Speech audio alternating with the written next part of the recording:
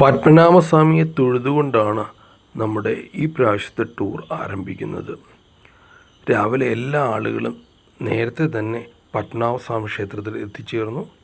6 മണിക്ക് അവിടെ നിന്ന് കുളിയെല്ലാം കഴിഞ്ഞതിന് ശേഷം ആളുകളെല്ലാവരും തൊഴുവാനായിട്ട് എത്തിച്ചേർന്നു. പത്മനാഭസ്വാമി ക്ഷേത്രത്തിനായി പോരുന്ന ആളുകൾ നടയുടെ 4 വശങ്ങൾ, അതായത് കിഴക്കേ നട, പടിഞ്ഞാറേ നട, തെക്കേ നട, വടക്കേ നട, ഇങ്ങനെ 4 ഭാഗങ്ങളിലൂടെയാണ് നമ്മൾ ക്ഷേത്രത്തിനകത്ത് പ്രവേശിക്കുന്നത്. ക്ഷേത്ര ദർശനത്തിന് വരുന്ന സ്ത്രീകൾ സാരിയോ സെറ്റ് സാരിയോ ഉപയോഗിക്കുന്നു. ആണുങ്ങൾ വെള്ള മുണ്ടും ഒരു മേൽമുണ്ടും ധരിക്കുന്നു. തിരുവിതാംകൂർ രാജകുടുംബത്തിന് പത്മനാഭസ്വാമി ക്ഷേത്രവുമായി അഭേദ്യമായ ബന്ധമാണുള്ളത്. മാർത്താണ്ഡവർമ്മ മഹാരാജാവ് തൻ്റെ ഭരണം തുടങ്ങുന്നതിന് മുമ്പ് അദ്ദേഹത്തിൻ്റെ ഉടവാൾ പത്മനാഭനെ ഏൽപ്പിച്ചതിന് ശേഷമാണ് തിരുവിതാംകൂറിൽ ഭരണം ആരംഭിച്ചത് എന്നും ചരിത്രം രേഖപ്പെടുത്തുന്നു. 4 കോട്ടകളുടെ നടുവിൽ സ്ഥിതി ചെയ്യുന്ന പത്മനാഭസ്വാമി ക്ഷേത്രം കോട്ടയ്ക്കകം എന്നും അറിയപ്പെടുന്നു. രാജകുടുംബത്തിന് ക്ഷേത്ര ദർശനത്തിനായി പ്രത്യേക വഴികൾ തന്നെ ഒരുക്കിയിട്ടുണ്ട്. കിഴക്കേ നടയുടെ വശങ്ങളിലായി ക്രമീകരിച്ചിരിക്കുന്ന മേത്തൻ പണി എല്ലാവരെയും ഒരുപോലെ ആകർഷിക്കുന്നു. പത്മനാഭസ്വാമി ക്ഷേത്രത്തിനോട് ചേർന്ന് തന്നെ വാക്സ് മ്യൂസിയം സ്ഥിതി ചെയ്യുന്നു. ഒരാൾക്ക് 100 രൂപയാണ് ഇവിടെ എൻട്രി ഫീസ്.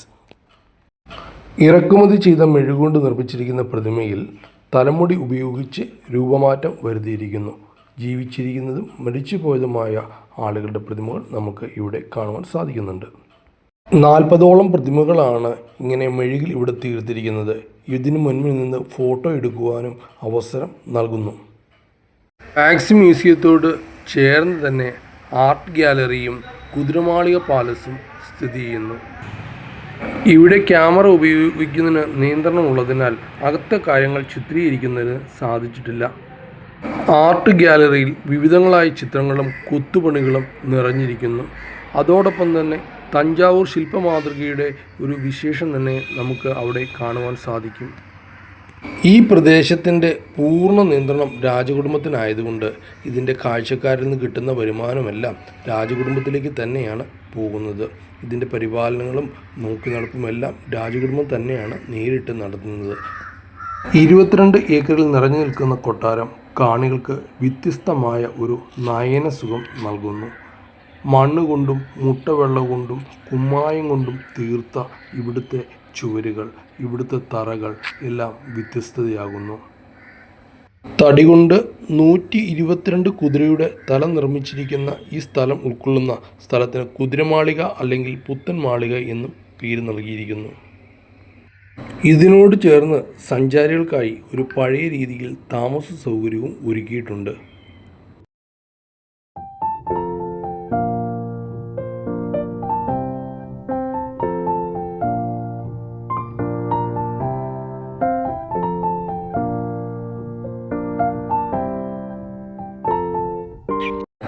അവിടെ നിന്നും ഞങ്ങൾ പോയത് 55 ഏക്കർ സ്ഥലത്ത് വിസ്തരിച്ച് കിടക്കുന്ന മ്യൂസിയം ക്യാമ്പസ് കാണുവാനാണ്. ഈ ക്യാമ്പസിൽ തന്നെ നേപ്പിയർ മ്യൂസിയവും കുതിരമാളിക മ്യൂസിയവും അതുപോലെ കൾച്ചറൽ മ്യൂസിയവും ശ്രീചിത്ര ആർട്സ് ഗ്യാലറിയും സ്ഥിതി ചെയ്യുന്നു. മ്യൂസിയം കോമ്പൗണ്ടിനോട് ചേർന്ന് കിടക്കുന്ന സൂവിലാണ് ഇപ്പോൾ നമ്മൾ നിൽക്കുന്നത്. ഏഷ്യയിലെ ഏറ്റവും പഴയതും വലുതുമായ ഒരു ഓപ്പൺ സൂവാണ് തിരുവനന്തപുരം മൃഗശാല. വിവിധങ്ങളായ പക്ഷികളും ചിത്രശലഭങ്ങളും മൃഗങ്ങളും കൊണ്ട് നിറഞ്ഞു നിൽക്കുന്നു. കേരളത്തിൽ 2 സൂ ആണ് നിലവിലുള്ളത്. ഒന്ന് തിരുവനന്തപുരത്തും ഒന്ന് തൃശ്ശൂരും. ഇതിൽ ഏറ്റവും വലുതും ഓപ്പണും ആയിട്ടുള്ളതുമായ സൂ ആണ് തിരുവനന്തപുരത്തുള്ളത്. തിങ്കളാഴ്ച ഒഴികെ എല്ലാ ദിവസങ്ങളിലും സൂ ഓപ്പണാണ്. രാവിലെ 9 മണി മുതൽ 5 മണി വരെയും പ്രവേശനം ഇവർ അനുവദിക്കുന്നു. വലിയവർക്ക് ഒരാൾക്ക് 40 രൂപയാണ് പ്രവേശന ഫീസായി ഇവർ ഈടാക്കുന്നത്.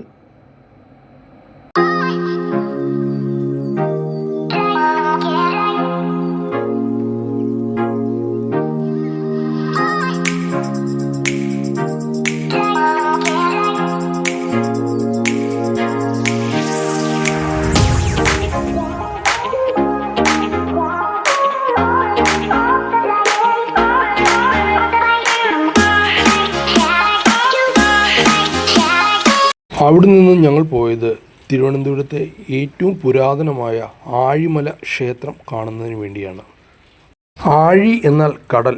കടലിനോട് ചേർന്ന് കിടക്കുന്ന കുന്നിൽ സ്ഥിതി ചെയ്യുന്നതിനാൽ ഈ സ്ഥലം ആഴിമല ക്ഷേത്രം എന്ന് അറിയപ്പെടുന്നു. കേരളത്തിലെ ഏറ്റവും വലിയ ശിവപ്രതിമ സ്ഥിതി ചെയ്യുന്നത് ആഴിമല ശിവക്ഷേത്രത്തിലാണ്. 2014 ദേവദത്ത് എന്ന് പേരുള്ള 23 വയസ്സ് മാത്രം പ്രായമുള്ള ശില്പി കോൺക്രീറ്റിൽ തീർത്ത ഒരു പ്രതിമയാണ് ഇവിടെ സ്ഥിതി ചെയ്യുന്ന ശിവപ്രതിമ. ഈ ശിവപ്രതിമയിൽ 9 നാട്യഭാവങ്ങൾ ഒരേ സമയം ദർശിക്കുവാൻ സാധിക്കും എന്നതാണ് ഇതിൻ്റെ പ്രത്യേകത. വിഴിഞ്ഞത്ത് നിന്നും 5 കിലോമീറ്റർ ദൂരത്തിൽ സ്ഥിതി ചെയ്യുന്ന ഈ സ്ഥലം ഭക്തരെ പോലെ തന്നെ സഞ്ചാരികളെയും ഒരുപോലെ ഇങ്ങോട്ട് ആകർഷിക്കുന്നു. 8 സന്ദർശന ബീച്ചുകളാൽ അനുഗ്രഹീതമായ പ്രദേശമാണ് തിരുവനന്തപുരം. എന്നാൽ തിരുവനന്തപുരം നഗരത്തിൽ നിന്നും 14 കിലോമീറ്റർ അകലെ കിടക്കുന്ന കോവളം ബീച്ച് അതിമനോഹരമായ ഒരു ബീച്ചാണ്. ഈ ബീച്ചിനോട് ചേർന്ന് തന്നെ ഹൗവ ബീച്ചും ലൈറ്റ് ഹൗസും സ്ഥിതി ചെയ്യുന്നു. കോവൽക്കുളം എന്ന പേരുള്ള ഈ പ്രദേശം പറഞ്ഞ് കോവളം എന്ന പേര് സ്വീകരിക്കപ്പെട്ടു. തിരുവനന്തപുരത്തിൻ്റെ സന്ദർശകരിൽ ആരും തന്നെ കോവളം ബീച്ച് സന്ദർശിക്കാതെ വീട്ടിൽ പോകുന്ന ചരിത്രമില്ല. കാരണം അത്ര മനോഹരമാണ് ഈ പ്രദേശം. ഈ പ്രദേശത്തെ ആക്ടിവിറ്റീസും പാറയിടുക്കുകളുടെ ഇടയിലുള്ള ഈ കടൽ പ്രദേശവും എല്ലാവരെയും ഒരുപോലെ ആകർഷിക്കുന്നു. മികച്ച ബീച്ചുകളിലൊന്നായ ഈ കോവളം ബീച്ച് മുതിർന്നവരെയും കുട്ടികളെയും എല്ലാവരെയും ഒരുപോലെ ആകർഷിക്കുന്നു. കടൽക്കാറ്റ് ഏൽക്കുന്നതിനും വിവിധ തരം കളികളിൽ ഏർപ്പെടുന്നതിനും നല്ല ഒരു അന്തരീക്ഷമാണ് ഈ കടൽക്കരയിലുള്ളത്. എന്തായാലും ഞങ്ങൾ ഈ ടൂർ ഇവിടെ അവസാനിക്കുന്നു. സൂര്യാസ്തമയവും കണ്ട് ഞങ്ങൾ ഇവിടുന്ന് വിട വാങ്ങുന്നു. കൂടുതൽ വിശേഷങ്ങളുമായി അടുത്തൊരു ഗ്രൂപ്പുമായി ഞങ്ങൾ എത്തുന്നതായിരിക്കും. അതുവരെയും വിട വാങ്ങുന്നു. നന്ദി. ജിബിൻ.